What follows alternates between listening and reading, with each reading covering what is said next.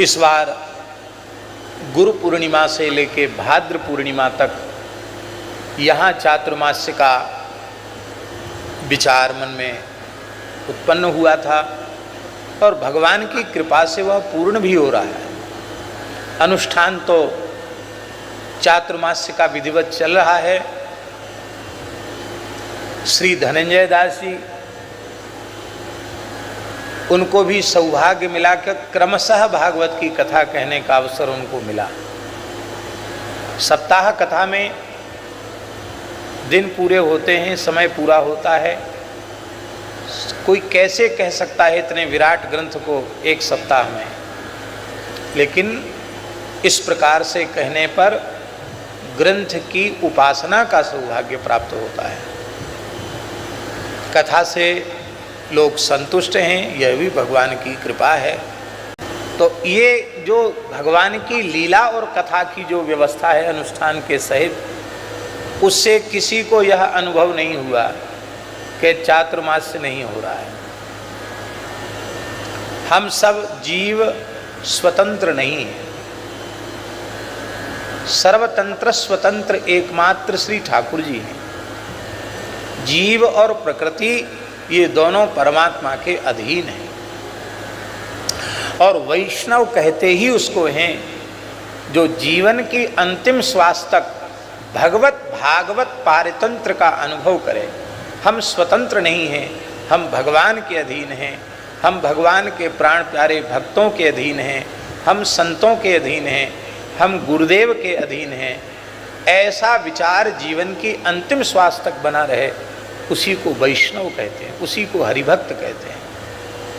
भगवान से हम प्रार्थना करते हैं कि जीवन के अंतिम क्षण तक ये भाव कभी हमारे मन में, ये दुर्भाव, ये कुभाव हमारे मन में कभी ना आवे कि हम स्वतंत्र हैं।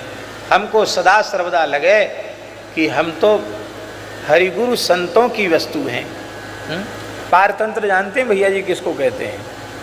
अचितवत पारतंत्रम, अचेतन पदार्थ के समान चेतन और अचेतन दोनों के आश्रय भगवान और भगवत स्वरूप गुरुदेव और संतों के अधीन हो जाना, इसको कहते हैं पारतंत्र।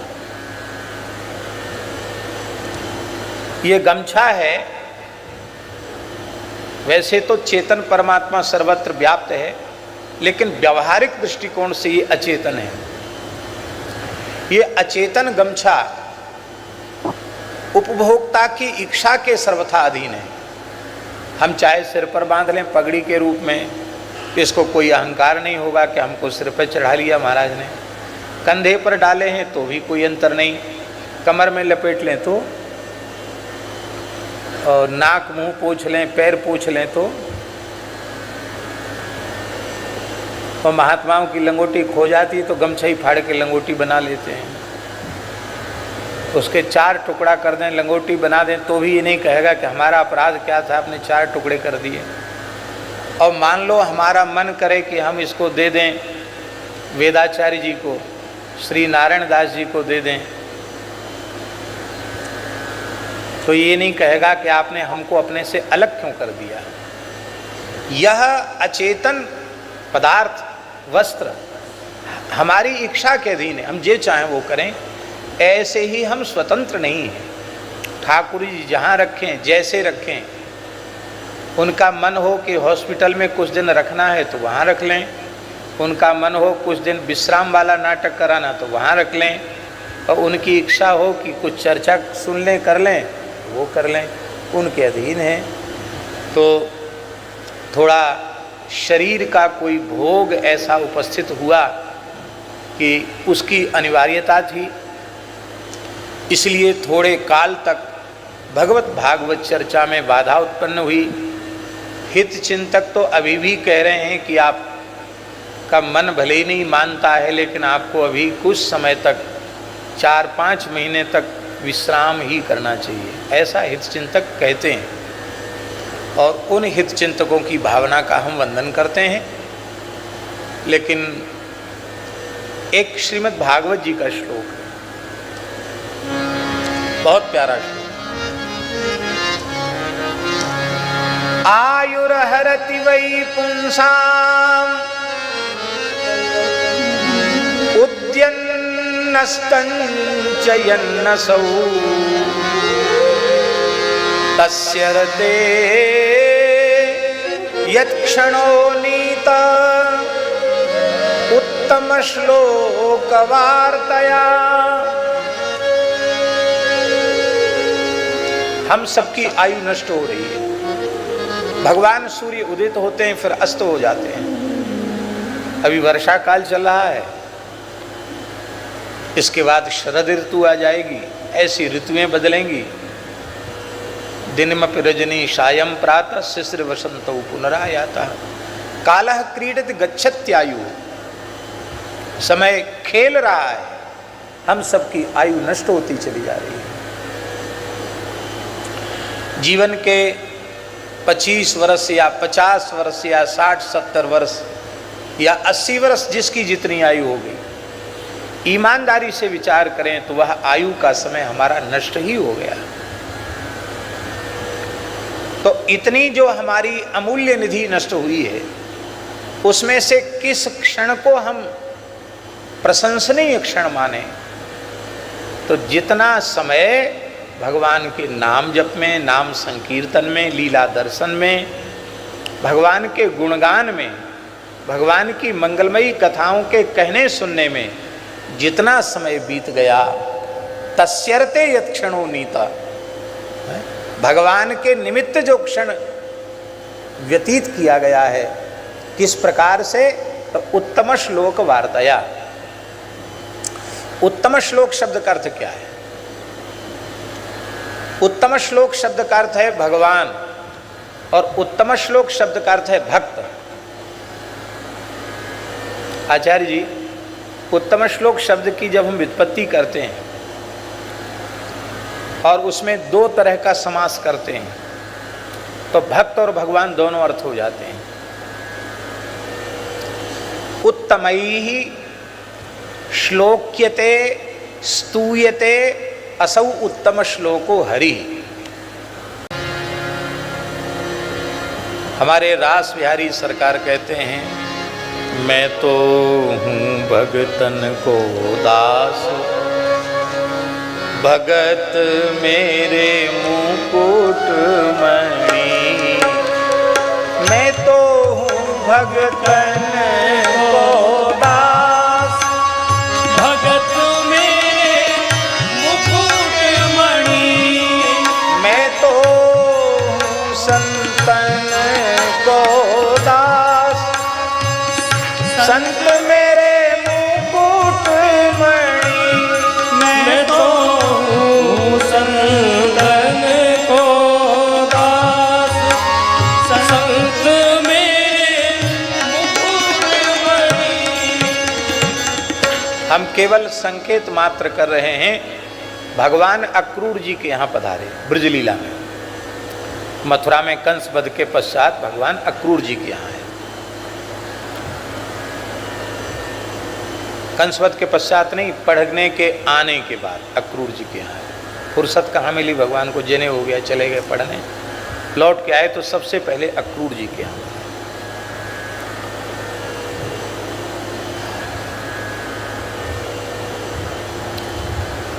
अक्रूर जी ने साष्टांग दंडवत प्रणाम किया। भगवान करे, चाचा जी क्या कर रहे हो?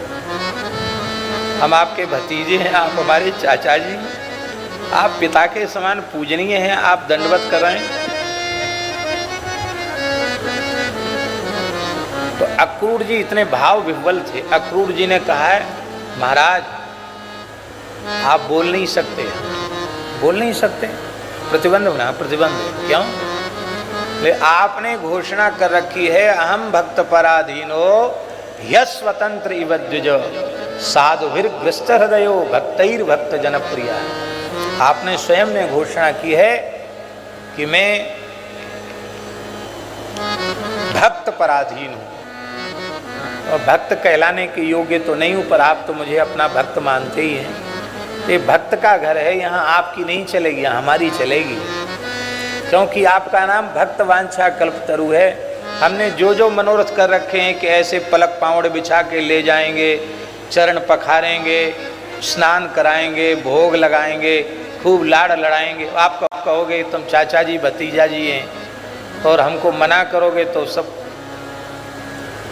खीर बनी बनाई खीर में राम रस पड़ जाएगा, नमक पड़ जाएगा, इसलिए आप चुप रहो।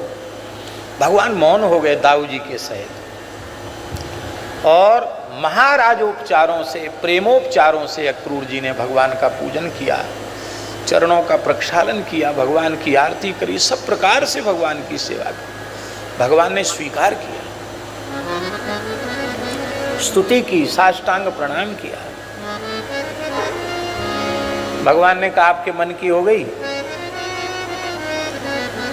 मन भरता तो कहाँ है, लेकिन आपने बड़ी कृपा की, सौभाग्य दिया। बोले बाबा हमारे मन की करो। तो भगवान जिस सिंहासन पर बैठे थे दाऊ जी के सहित उस पे अक्रूर जी को बिठा दिया और हाथ जोड़कर भगवान क्रूर जी की स्तुति करने लगे। अब उन श्लोकों को कहेंगे तो हम बहुत विलंब होगा। भगवान ने कहा त्वम नः पिता, आप मेरे पिता हैं, पितृव्यः, आप मेरे चाचा हैं, पिता के समान हैं, गुरु हूँ, जगत गुरु श्री कृष्ण कह रहे हैं आप मेरे गुरु हैं। अनुकंप्याः प्रजा ही वह, आप हमारे पिता माता हैं, हम आपकी संतान हैं। अनुकंप्याः, हम आपकी कृपा के भिखारी हैं, आप हमारे ऊपर कृपा करें। ये कौन कह रहा है? परिपूर्ण परब्रह्म परमात्मा भगवान श्री कृष्ण कह रहे हैं। आप विचार कीजिए, आप राजा हैं और हम आपकी प्रजा हैं, ये कह रहे हैं भगवान श्री कृष्ण। और यहां तक कह रहे हैं कि हे अक्रूर जी, हम तो आपके जैसे संतों को ही सबसे बड़ा तीर्थ मानते हैं। और यहां तक कह रहे हैं कि हे अक्रूर जी, हम to आपके जैसे संतों को ही सबसे बड़ा तीर्थ मानते हैं। नहीं अम्मयानि तीर्थानि न देवा मृच्छिला मया ते पुनंचुरुकालेन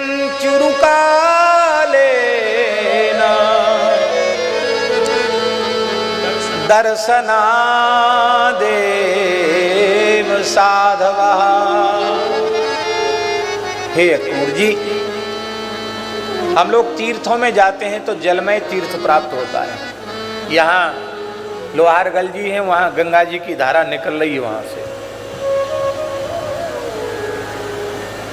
आपने कभी सुना है कि वो धार कभी सूख गई? हमेशा वहाँ से जल निकलता रहता है। गंगा जी तो किसी भी तीर्थ में जाते हैं तो जलमय तीर्थ प्राप्त होता है। तीर्थ शब्द का अर्थ ही है जल। फिर वहाँ तीर्थ में भगवान के विग्रह विराजमान होते हैं।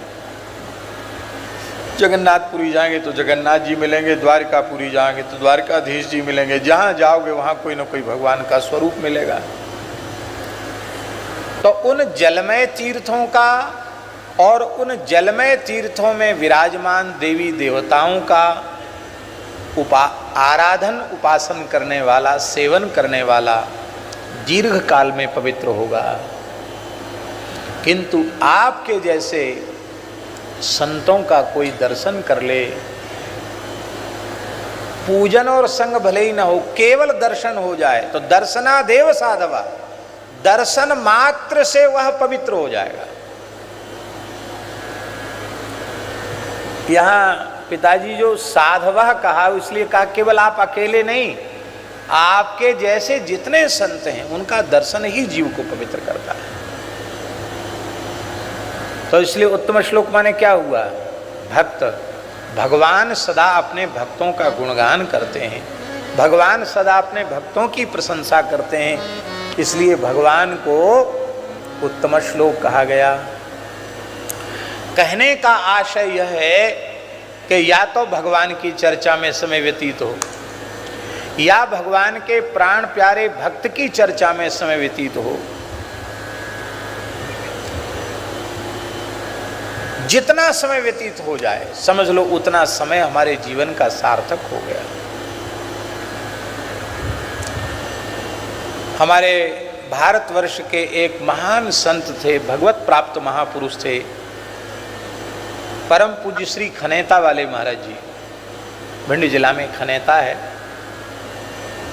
अनंत श्री समलंकृत साकेतवासी पूज्य पंडित श्री विजय रामदास जी महाराज,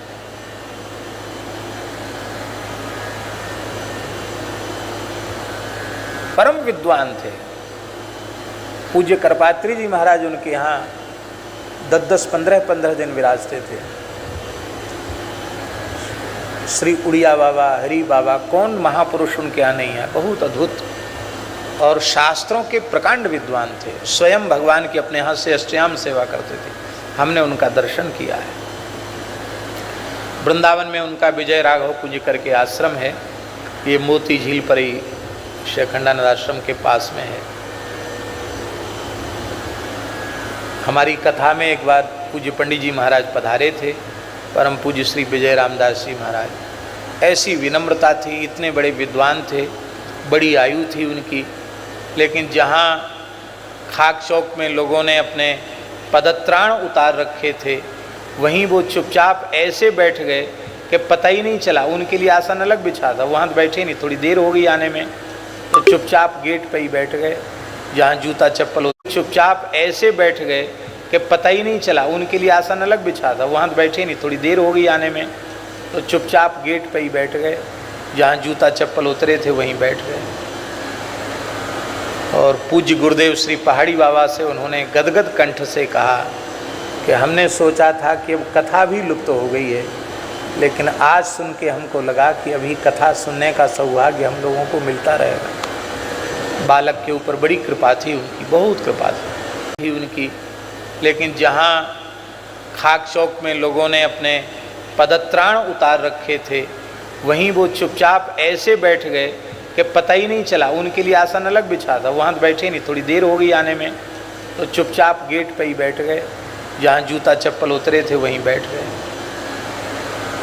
और पूज्य गुरुदेव श्री पहाड़ी बाबा से उन्होंने गदगद कंठ से कहा कि हमने सोचा था कि अब कथा भी लुप्त हो गई है, लेकिन आज सुन के हमको लगा कि अभी कथा सुनने का सौभाग्य हम लोगों को मिलता रहेगा। बालक के ऊपर बड़ी कृपा थी उनकी, बहुत कृपा थी। उस समय संगीत बिल्कुल था ही नहीं, 2 समय कथा होती थी। तो पंडित जी महाराज अस्वस्थ हुए, पूज्य श्री विजय रामदास जी महाराज का मरें चाहे जिए, कम से कम 10-15 मिनट तो हम जरूर बोलेंगे। उस समय उनका गीता पर प्रवचन चल रहा था, बोले एक श्लोक ही बोलें, पर जिस दिन हम भगवत चर्चा नहीं करेंगे उस दिन हम भगवान से प्रार्थना करेंगे कि आज हमारा शरीर छूट जाए। भगवत सेवा ना हो, भगवत गुणगान ना हो, तो जीवित रहने का अर्थ क्या है।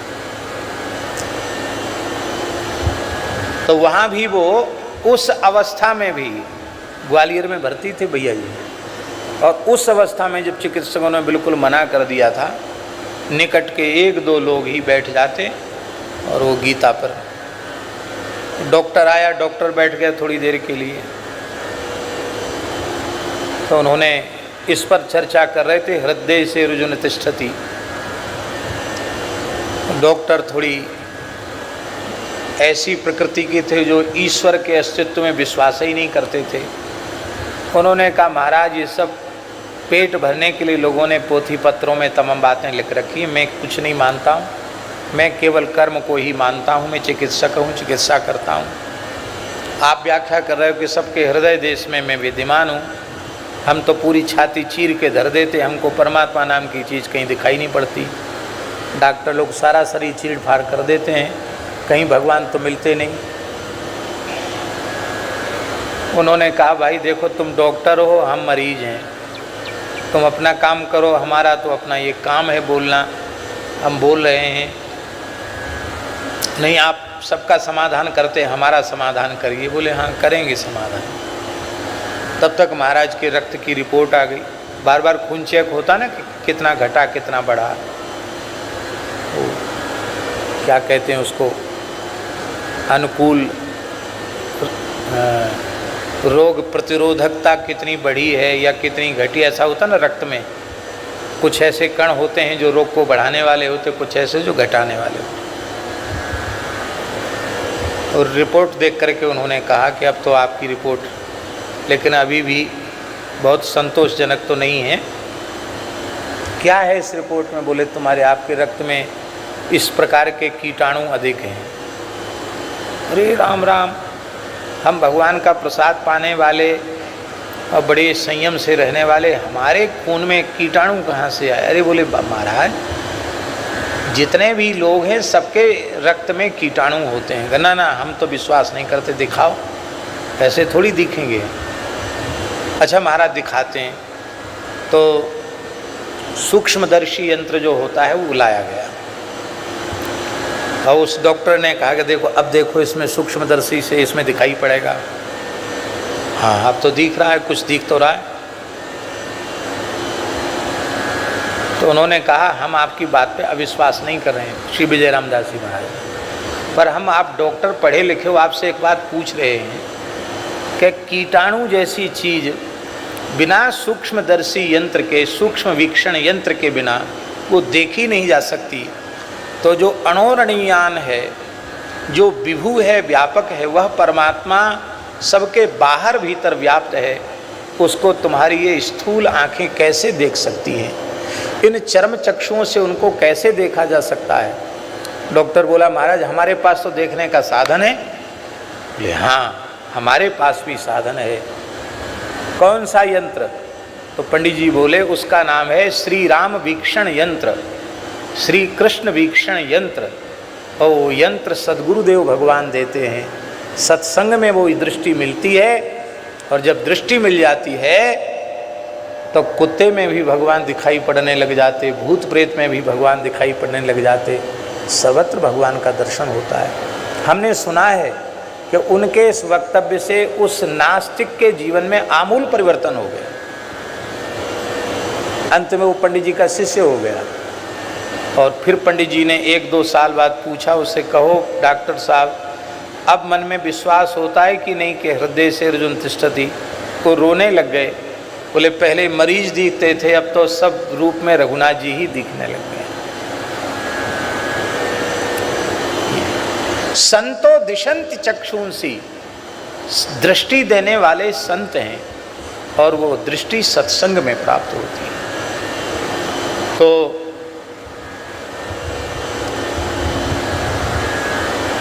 तीर्थों में हम जाते हैं तो उस तीर्थ के दिव्य जल में हमारी सामान्य जल की बुद्धि बनी रहती है। तीर्थ में विराजमान विग्रहों के प्रति मृत पाषाण आदि जड़ पदार्थों की बुद्धि बनी रहती है, इसलिए हम दीर्घ काल में पवित्र होते हैं। किंतु संत अपनी ओर से जीवों पर कृपा करुणा करते हैं और उनके दर्शन मात्र से भगवान की कृपा करुणा के सचल विग्रह संत हैं। अभी आप लोग चैतन्य लीला में श्रवण कर रहे थे, क्या सुन रहे थे? देख रहे थे कि भगवान के रूप में आए तब कम काम किया और वही भगवान जब भक्त के रूप में आए तो ज़्यादा काम किया। भगवान के रूप में आए तो उनको लोगों ने कहा प्रभु, और जब भक्त के रूप में आए तो क्या हो गए? महाप्रभु हो गए। पहले तो केवल प्रभु थे। हम लोग कहते ना प्रभु जी मेरे अवगुण चित्त न धरो, महाप्रभु जी कोई नहीं कहता है। पर वही जब भगवान भक्त के रूप में, आचार्य के रूप में पधारे, वे महाप्रभु हो गए। प्रभु और महाप्रभु में अंतर क्या है? लोग प्रभु अवतरित होकर दुष्टों का नाश करते हैं और भगवान महाप्रभु के रूप में अवतरित होकर दुष्टता का विनाश करते हैं। जघाई मधाई जैसे पतिता धमों को भी वो परम संत बना देते हैं, परम साधु बना देते हैं। हम लोग बड़े भाग्यशाली हैं जो इतने समय तक हम लोगों को सत्संग का सौभाग्य मिलेगा। सत्संग दैनिक चल रहा है। अभी 2 दिन से गो महिमा भी जो पद लिखे हैं पिताजी ने, वो बड़ी प्रेम से गाए जा रहे हैं। आज भी बहुत अच्छा पद गाया, कल भी बहुत अच्छे पद गाए, और कथा भी आज कहाँ तक पहुँच गई कथा? रास महाराष्ट्र तक पहुँच गए, अब तो बस निकट हैं। तो अब कथा भी इनकी तीव्रता से आगे बढ़ रही है, और अब हमारा विचार ऐसा है कि वैष्णव मताब्ज भास्कर जो शुरू किया गया था उसकी भी थोड़ी चर्चा करके इस सत्र में उसको पूर्ण कर दें। किसी अच्छे संकल्प को बहुत लंबा समय नहीं देना चाहिए, और श्री राम कथा भी होनी है। तो हम जितना बोल सकेंगे प्रसन्नतापूर्वक उतना हम बोलेंगे। बाकी धनंजय दास जी हैं, वैसे हमारे मन में ये भाव बन रहा था कि इनको कथा का समय बहुत कम हो जाता है, 1 घंटा कितना रह जाता है, 1 घंटा। और तो आप भले ही बाद में चाहे एकादशी या जो भी विषय उस पर प्रवचन जैसा समय हो, लेकिन ग्रंथ को पूर्ण करने का लक्ष्य रखो कि श्रावण पूर्णिमा को ग्रंथ पूर्ण कर देना। तो 1 महीने का एक अनुष्ठान हो जाएगा भागवत जी का। तो श्रावण पूर्णिमा को कथा पूर्ण हो जाएगी। बाद में हमारे आगे पीछे जो भी समय है उसमें ये प्रवचन करके, और विषय बहुत गंभीर है। हमारे मन में बड़ा उत्साह था कि हम 2 महीने लगातार श्री रामचरितमानस की चर्चा करेंगे। हम सोच रहे थे कि इस बार क्या करें, कौन सा पुराण करें। तो नथमल जी बोले कि गांव के लोग हैं महाराज, राम कथा सबकी समझ में आ जाती है, सबको लाभ होता है, तो राम कथा हो जाए। तो राम कथा का विचार किया गया है। अब जो भी समय हम लोगों के पास है उस समय को सार्थक करते हुए भादों की पूर्णिमा तक कथा होगी। भगवान सामर्थ्य प्रदान करें कहने की और सुनने की, जिससे हम लोग अपने समय को सार्थक कर सकें। आज समय तो पूर्ण हो गया, 6 बज गया, लेकिन आरंभ है, इसलिए केवल एक श्लोक कह करके हम केवल आरंभ मात्र कर रहे हैं। वैष्णव मताब्ज भास्कर जगत गुरु श्रीमदाद्य रामानंदाचार्य भगवान की कृति है, और बहुत लंबा विक्षेप इसमें आ गया। चित्रकूट में अंतिम चर्चा हुई थी, उसके बाद बीच में ये पूरा समय बंद ही रहा।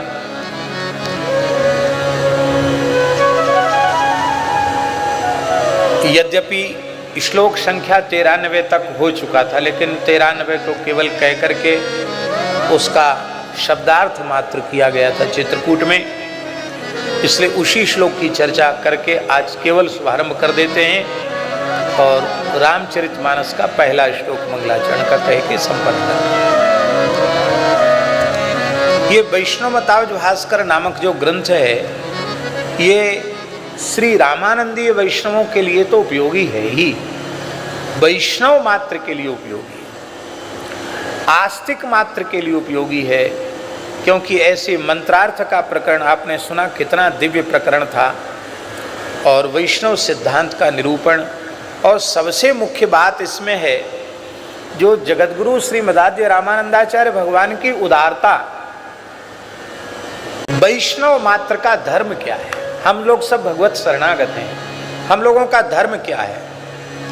कहते हैं तथा तैहि अतंद्रितैहि यथा कालम बहुशास्त्र सम्मृतम शुभप्रदम रथादिरोपादिकम उत्सवादिकम सदा विधेयम। कस्मात् धेतो विधेयम, क्यों करना चाहिए? बोले तत्परम हरितोषणम। वैष्णव कहते ही उसको हैं जो उत्सव प्रिय हो। किसको कहते वैष्णव? जो उत्सव प्रिय हो। ज्ञान मार्ग के जो साधक होते हैं उनको तो कीर्तन भी हल्ला गुल्ला समझ में आता है। परम पूज्य श्री राधा बाबा जब विशुद्ध ज्ञान मार्ग के साधक थे तो गीता वाटिका में जब वो प्रथम पधारे तो वहाँ अखंड कीर्तन चल रहा था। श्रद्धेय श्री भाई जी ने कीर्तन शुरू किया था। तो पूज्य राधा बाबा ने क्या कहा, अरे बोले यहाँ बहुत हल्ला गुल्ला हो रहा, बड़ा शोरगुल हो रहा, हमारे ध्यान में विक्षेप होगा, हमको ऐसी जगह ठहराओ जहाँ आवाज नहीं सुनाई पड़े। कीर्तन को हल्ला गुल्ला समझ रहे थे वो। और जब शरद पूर्णिमा की रात्रि में महामंत्र का संकीर्तन चल रहा था और उसी पवित्र अर्धरात्रि की वेला में सबके चित्त पर कब्जा करने वाले ठाकुर जी, हमारे ब्रज के ठाकुर, जो कब्जा वाले ठाकुर जी हैं, किसी का ही भगत हो कब्जा सब पर अपना जमा लेते हैं, ऐसे कब्जा करने वाले ठाकुर जी ने श्री राधा बाबा के चित्त पर कब्जा कर लिया। ठाकुर जी भीतर प्रकट हो गए और बाबा, क्या कहना, फिर तो बाबा का जीवन ही उत्सव हो गया। कितने उत्सव बाबा की सन्निधि में हुए।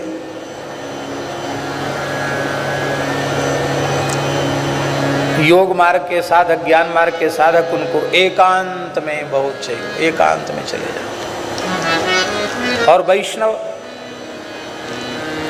कथा कीर्तन प्रीति धीर भक्तन की भावे, कथा कीर्तन प्रीति धीर भक्तन की भावे, महामहोत्सव मुदित नित्य नंद लाल लड़ावे। उत्सवों में दो की प्रसन्नता प्राप्त होती है। इसकी उत्सव में भगवान का उत्सव मनाया जाता है, रथ यात्रा हो, झूला हो, जन्माष्टमी हो, राधाष्टमी हो, होरी हो, दिवाली हो। ठाकुर जी का जब उत्सव मनाया जाता है तो उसमें वैष्णव इकट्ठे होते हैं और उनको दोनों तरह की खुराक मिलती है। लीला, कथा, समाज, इसके रूप में तो आत्मा की खुराक मिलती, सत्संग के रूप में, और लड्डू, कचौड़ी, मालपुआ, तस्मई, बढ़िया बढ़िया भोग ठाकुर जी को धराते हैं और दिव्य प्रसाद वैष्णव पाते हैं, यह दिव्य प्रसाद प्रिया प्री को। तो शरीर की भी खुराक और आत्मा भी की भी खुराक, दोनों खुराक मिलती है और वैष्णव प्रसन्न होते हैं। वैष्णवों को प्रसन्न देखकर भगवान का मुखोल्लास होता, भगवान प्रसन्न होते हैं और भगवान को प्रसन्न देखकर वैष्णव प्रसन्न होते हैं। प्रत्यक्ष उदाहरण देख लीजिए, जयपुर में सरस कुंज है, स्थान की दृष्टि से बहुत छोटा स्थान है, बहुत लंबी चौड़ी जगह में तो नहीं, पर पूरे साल उत्सव चलते हैं। हमारे अपने संज्ञान में पूरे वर्ष एक से उत्साह से सभी उत्सव जहां होते हों, वैसा अभी हमें कोई दूसरा उदाहरण नहीं दिखाई पड़ता है। और प्रत्येक उत्सव में महाराज जी की कैसी प्रसन्नता होती है, नृत्य करने लग जाते हैं। उत्सवों से भगवान को प्रसन्नता होती है।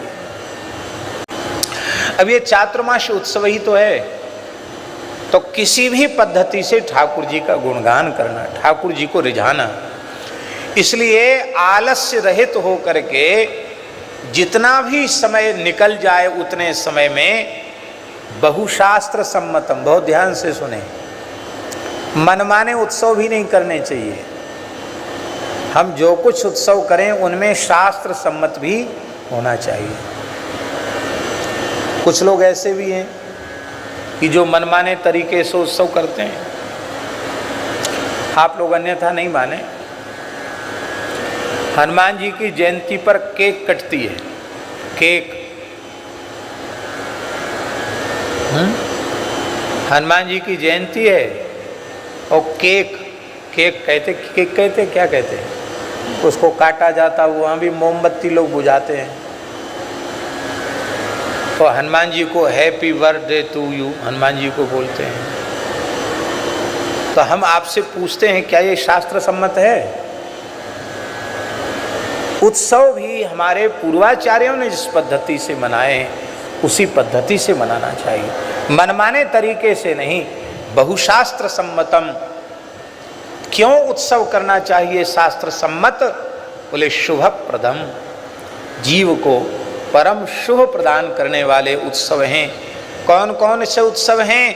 बोले रथाधिरूपादिकम, एकादशी, रामनवमी, जानकी नवमी, कृष्ण जन्माष्टमी, राधाष्टमी, हनुमत जयंती, नृसिंह चतुर्दशी और जल विहार, वसंतोत्सव, होरी महोत्सव, दिवाली महोत्सव, रथ यात्रा महोत्सव, झूलन महोत्सव, सभी उत्सवों को, और श्री राम लीला, रास लीला, भक्त लीला, भगवत लीला, ये सब उत्सव हैं।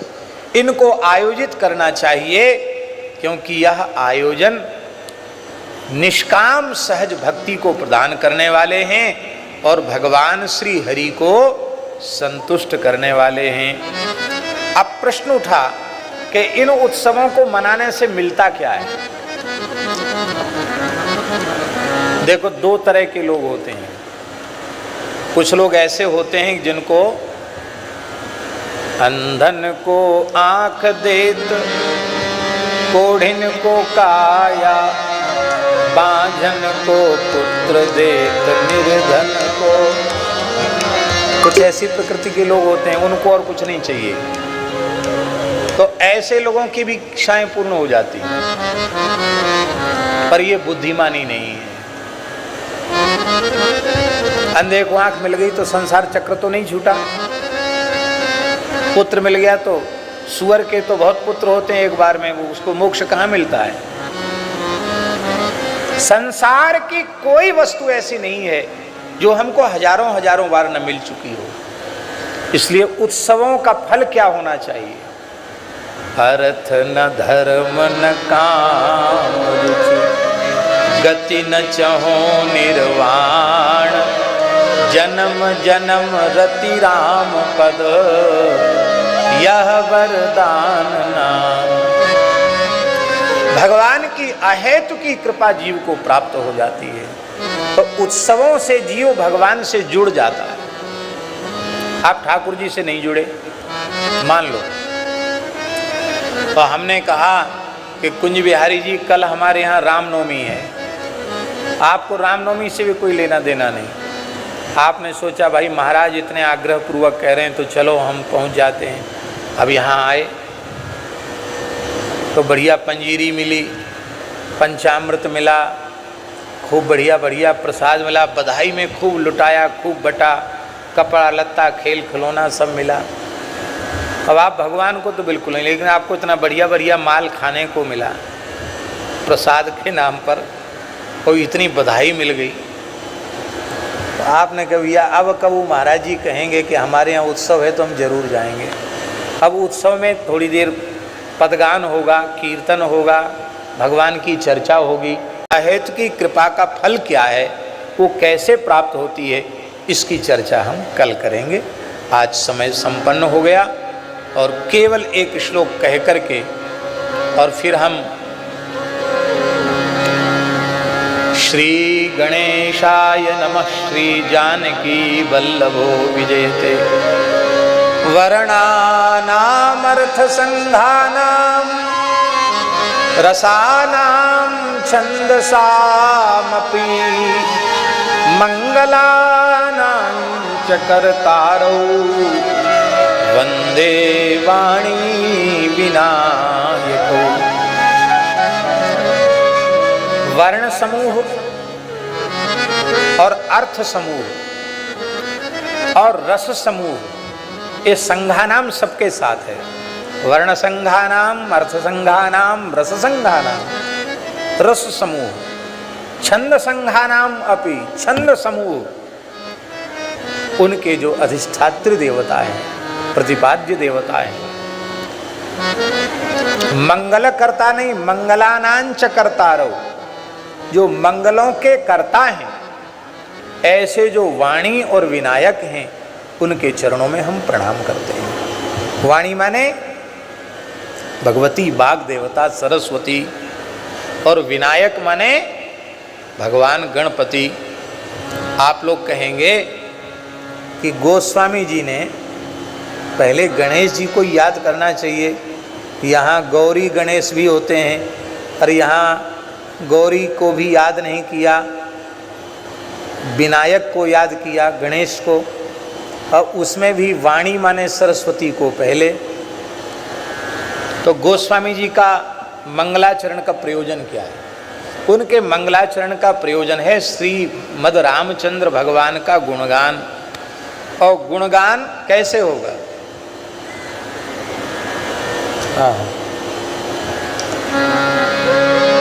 जेहि पर कृपा करहीं जन जान, जेहि पर कृपा करहीं जन जान, कवि पूर अजीर नचावै बान, कवि पूर अजीर नचावै बान। भगत हेतु निज भवन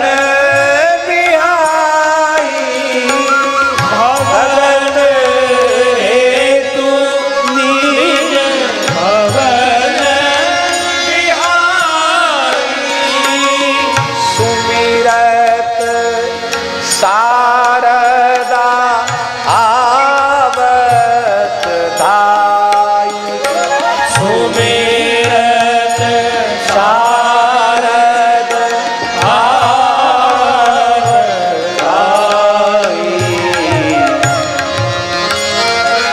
अब सरस्वती तो आ गई, पर कवि ने ऊट पटांग रचना करके इधर उधर की चर्चा कर दी तो सिर धुन गिरा लगत पछताना। सरस्वती माथा कूटती है, उस कवि को शाप देती है। हाँ, तो वाणी के बिना भगवान का गुणगान संभव नहीं है। रस छंद अलंकार इनके अधिष्ठात्री भगवती सरस्वती हैं। और व्याकरण की दृष्टि से जो अल्प अच वाला होता है उसका पूर्व निपात हो जाता है। इसलिए विनायक और वाणी में अल्पाच कहाँ है? वाणी में। इसलिए वाणी शब्द का पूर्व निपात व्याकरण की दृष्टि से ये भी ठीक है। दूसरा भाव बस कह करके हम विराम करते हैं।